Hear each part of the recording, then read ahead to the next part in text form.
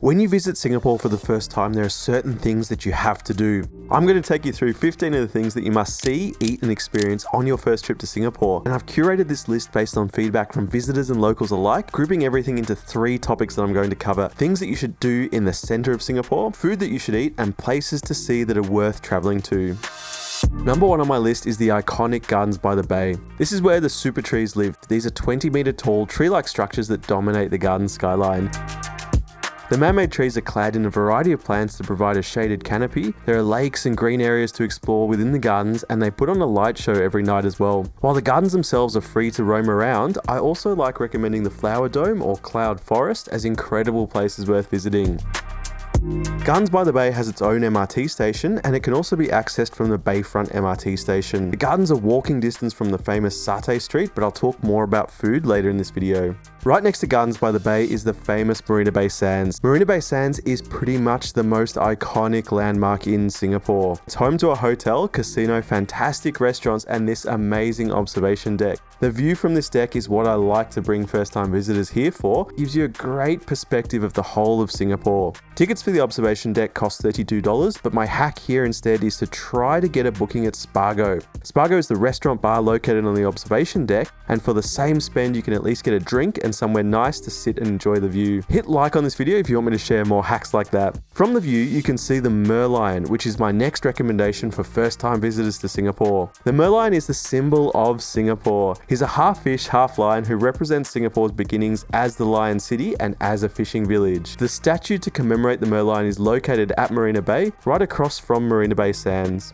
I like to bring first-time visitors here as the Merlion is this interesting snapshot of Singapore's modern cultural drive and identity. And he is also free to visit. It's great to see if you don't have much time in Singapore. The Merlion is conveniently located near the Raffles Place MRT station and can be accessed via the Fullerton building, which is another iconic landmark of Singapore. The next area I like to bring first-time visitors to Singapore is Orchard Road. Orchard Road is the heart of Singapore's shopping culture. The area is lined with high-end malls, department stores, boutique shops, and some of my favorite ice cream sellers. Famous malls include Ion Orchard, Takashimaya, Paragon, and Orchard Central. Make sure you do also pick up an ice cream sandwich while you're here to get that authentic Singapore experience. To explore Orchard Road, I recommend taking the train to Orchard or Somerset MRT station and then walking along the road and through the malls to explore all the shops that are available. Next up is Little India. Singapore has a few distinct cultural districts dotted around the edge of the central area. There's Chinatown, Kampong Glam, and Little India. And while all of these cultural districts are worthwhile to explore, I like to take visitors to Little India first. The contrast between Little India and the rest of Singapore, I feel, is a fantastic experience for first-time visitors with all its sights, sounds, hustle and bustle. While here, check out the Indian Heritage Centre, the Tekka Food Centre, and Mustafa. Mustafa is a huge department store open until late at night where you can buy anything from clothes to food to medicine.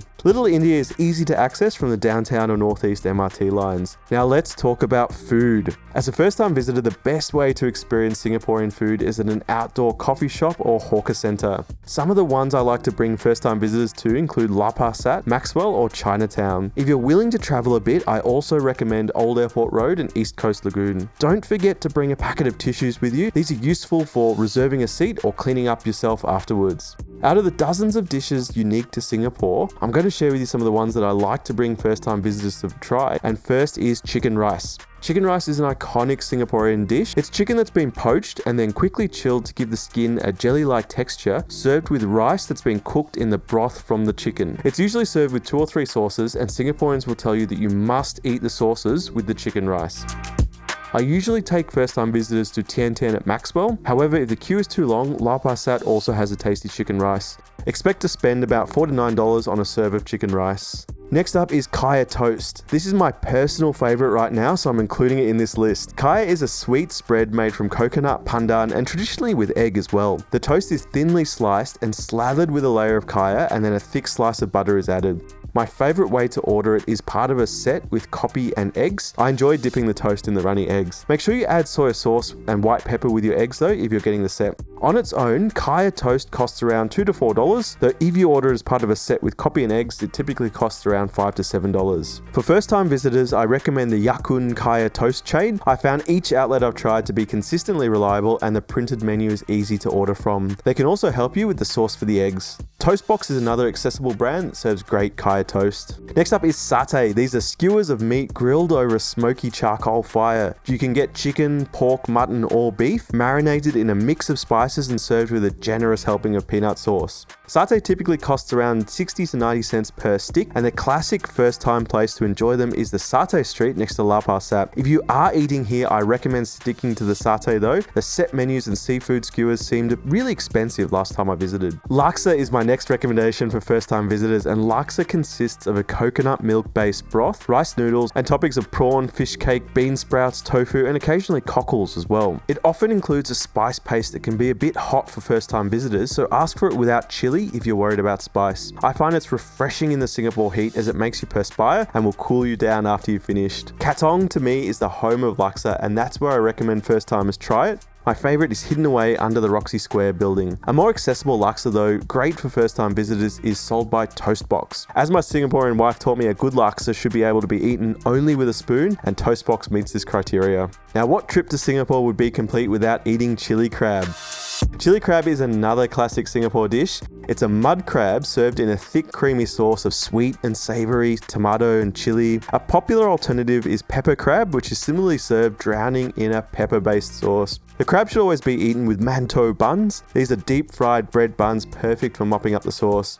My personal favourite is a local store tucked away on Still Road, east of the city, though for first time visitors I like to recommend one of the Seafood Paradise outlets. Crab dishes are charged based on weight, and expect to spend at least $50 per person, though it's easy to spend over $100 per person if you're eating crab, even in an outdoor hawker centre or coffee shop. Next up, I want to share some of the first time experiences I recommend that take a bit longer to visit. First of all is the bird park. It's just relocated and it's been upgraded to a bird paradise, home to over 5,000 birds and engaging shows where the birds fly around and show themselves off to you. I love it here for how unique to the tropical climate all the birds are. Out of all the wildlife attractions in Singapore, it's my favourite to bring first time visitors to. If you have a bit more time, the Night Safari and Zoo are also well recommended, on my brother's word, and the bird paradise is located out in Mandai. Helpful directions are available on their website. The other non-central location I like to bring visitors to is the Botanic Gardens. This one's a little easier to reach. There's even a convenient train station named Botanic Gardens. The gardens are home to thousands of species of plant, extensive areas of jungle and rainforest, and these enormous lakes. I like to bring visitors here to wander through the gardens to get a break from the dense urban concrete jungle. My favourite place within the gardens are these picnic spots and the Healing Garden, which itself is home to dozens of plants historically cultivated for their medicinal properties.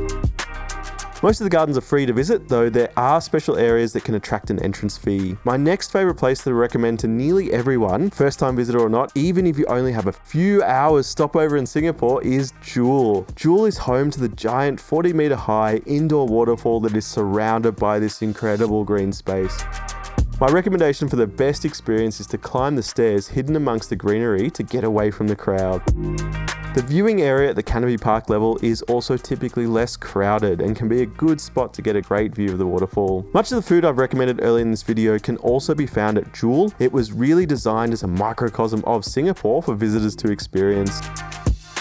Jewel is located right next to the airport, so I usually recommend visitors explore it either when they're leaving Singapore or if they're in transit through Singapore Airport while connecting to the next flight. If you're interested in more detail about Jewel, hit subscribe because I'll be releasing a video soon.